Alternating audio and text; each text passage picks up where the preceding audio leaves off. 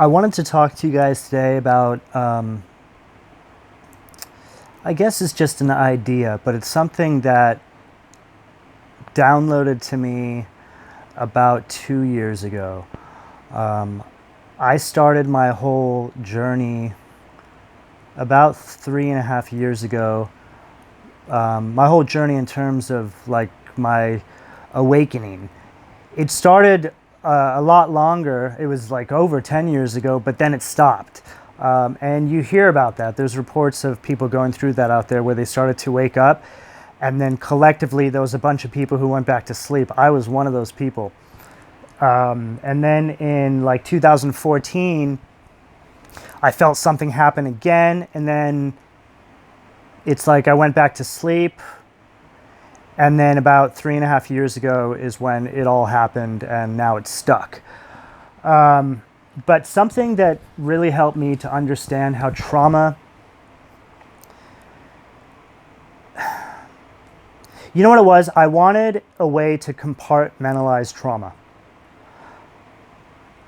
So I see trauma as impact damage. You know when, like safety glass on a windshield of a car, if you hit it, the glass doesn't, come out in shards because it will kill you. So they put that mesh on it, whatever it is, safety glass, to hold the glass together in place. So the way I see trauma, it's similar. It's like we have this auric field around us. And just imagine like a little kid in their innocence still, and they're experiencing all these things in their environment. Perhaps they're experiencing their parents fighting violently. Maybe there's an abusive father in the mix, drugs and alcohol, all these sorts of things. If a child sees this before they have the opportunity to understand what it is they saw, it creates what's called a karmic imprint. That karmic imprint actually will bury itself in your subconscious mind.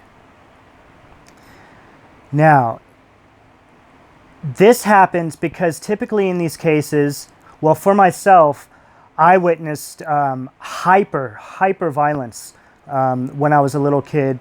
My father was just a complete fucking animal. And there was a lot of drugs around, a lot of alcoholism. Everything was very sexualized. It was just every possible element that you could add to the mix was there.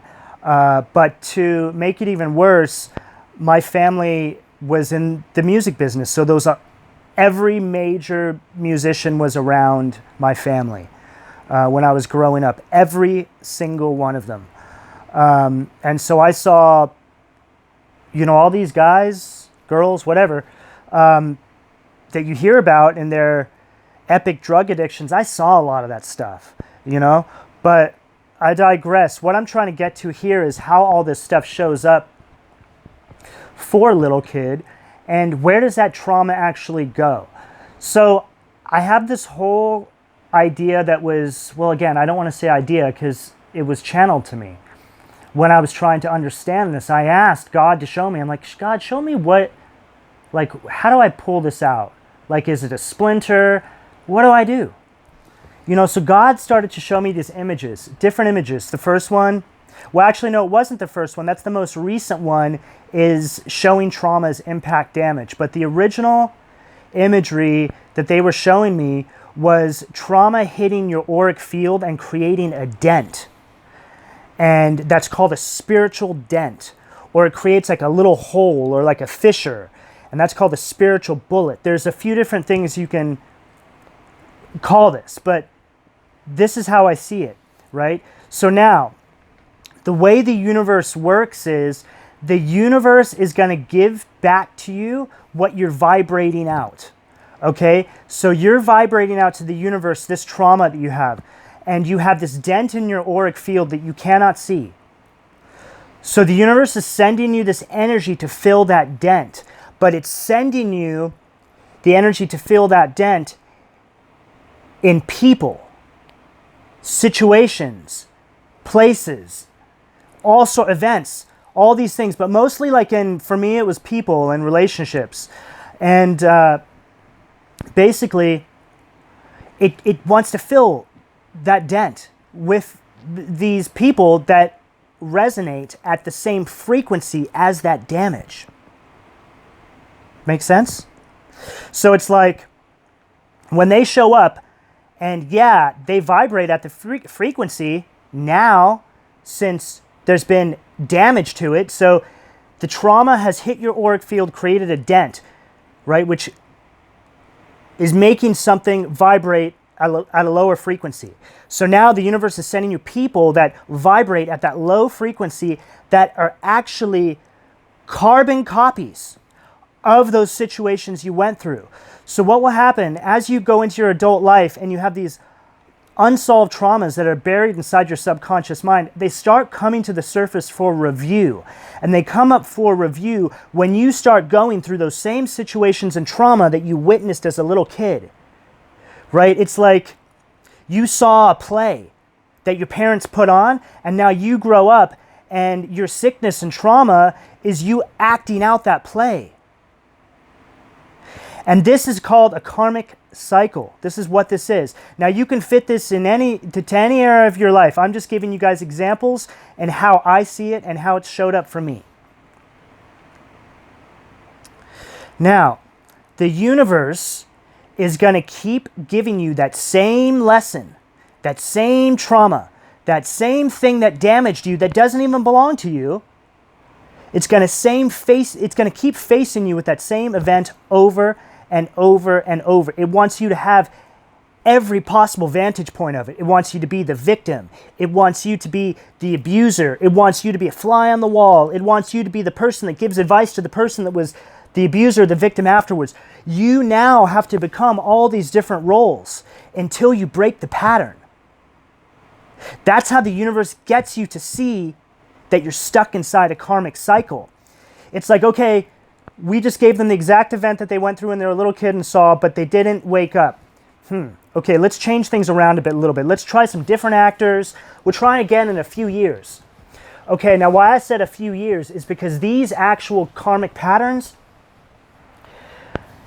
it's really crazy, guys, when you start to look into this, but they run in cycles. So my major karmic cycle that I was in ran for 17 and a half years, I believe it was, 17 and a half years. But they run in 3 years, 7 years, 10 years, 22 years, 27 years. It just keeps going, but it's all based off the astrology, right? So when the astrology comes back around for these energies to open up and give way for new energies to come in, that's the review of these events. Okay, so now let's just all kind of, I want you guys to think about that for a minute while I catch my breath. I'm channeling all this as I'm speaking.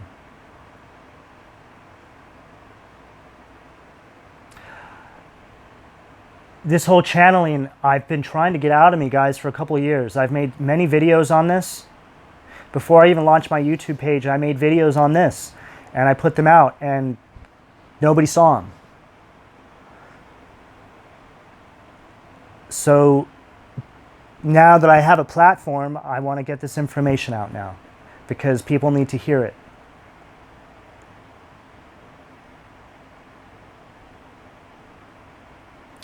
Okay, so now we understand why these people show up in our lives. Because they're actually there, they're sent by the universe to fill that space. We understand that. But why does the universe want to do that, right? Why does the universe want to put you through that?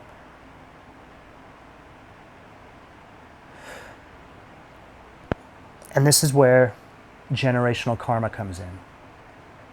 The events you witnessed, because they imprinted on you, that right there is called the burdens of your forefathers, the burdens of your ancestors. Your parents could have picked that up from their parents, right? The same thing could have happened. This could have been going on for hundreds of years. In fact, this is in the energy right now. This sort of stuff has been going on for hundreds of years. And this is called saving your bloodline, saving your gene, your gene line, right? This is why the ancestors come into support, because nobody else has stood up to do this. So now you've got the support of your ancestors. You're saving your bloodline. So in the energetic space, there's literally a war going on. A war. Between your ancestors and the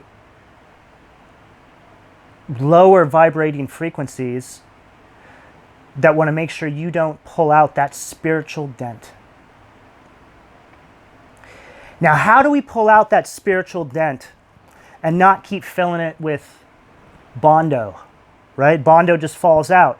Bondo is like a shitty way to fill a dent on your car. It's like you go to the Walmart parking lot and there'll be a guy standing out there, hey, can I fill the dent in your car? And he's got Bondo. That's what that is, Bondo. It just falls out as soon as you hit a bump. This is those people, right? They kind of squeeze into the space. They want to fit in there for you. But make no mistake, they're not for that space. So the only way to fix this and to pull this dent out is to go within and seek answers from your ancestors and God to pop that dent out.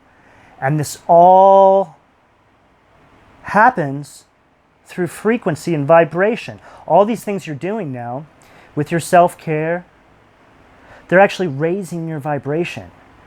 You're creating awareness around your trauma. You want to understand what caused the trauma. You want to try and understand where your parents picked that up from, if you can. You go back as far as you can. I went back as far as I could.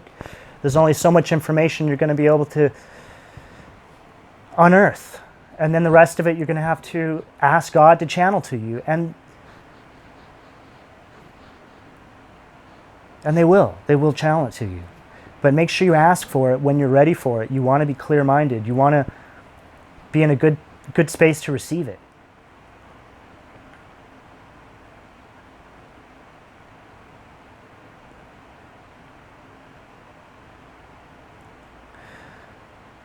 You know, as you start pulling that dent out, that shows up in your three-dimensional space as people leaving your life, because you don't resonate at that frequency anymore of your trauma. And there's a lot of sadness around that, because you actually see the people around you who actually haven't had this truth illuminated to them, or maybe they have and they just weren't able to grab it, or they just didn't see it. And guys, it took me decades to see it. I didn't understand why in certain areas of my life I just couldn't grow. I couldn't grow.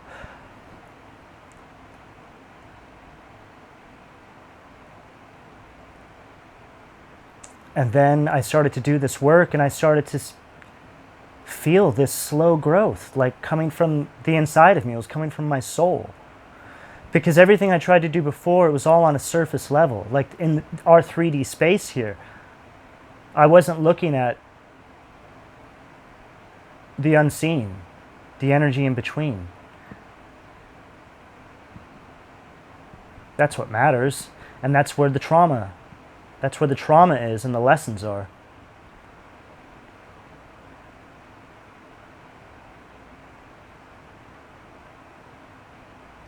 There's so much more to this, guys, and I'm going to start getting into this with you guys about how you can go in and actually try and pinpoint this trauma.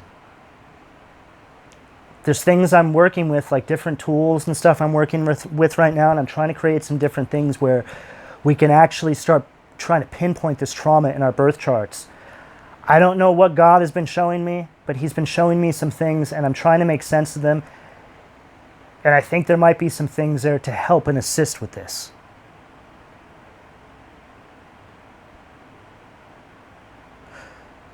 But if I can leave you guys with anything that you guys could start possibly doing now, is really dig into your birth charts. Get to know yourself. Like, who holds the blueprint to you? You know how there's like a schematic for like everything, a house, a car, a blueprints. Make no mistake, there's a schematic for you. You know, maybe these are our Akashic records, you know, things that we have access to, or I believe that certain events allow us to access, right? We have to go through certain lessons in our life, and then God says, hey, come sit down with me. Let me show you a little page in your book.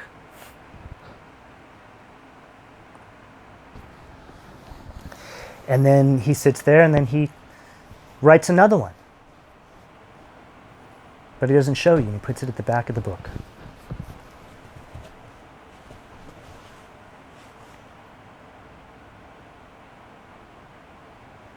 As I said that, my dog came up here and sat next to me. He's a Taurus, the Hierophant.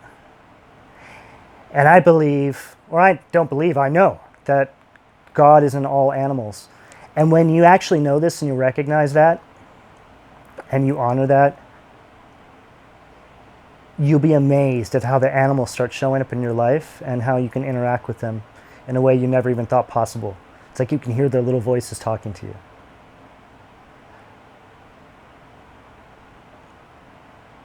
I'm going to leave you guys with that. I hope that you guys are able to compartmentalize some of this information that I'm presenting you with.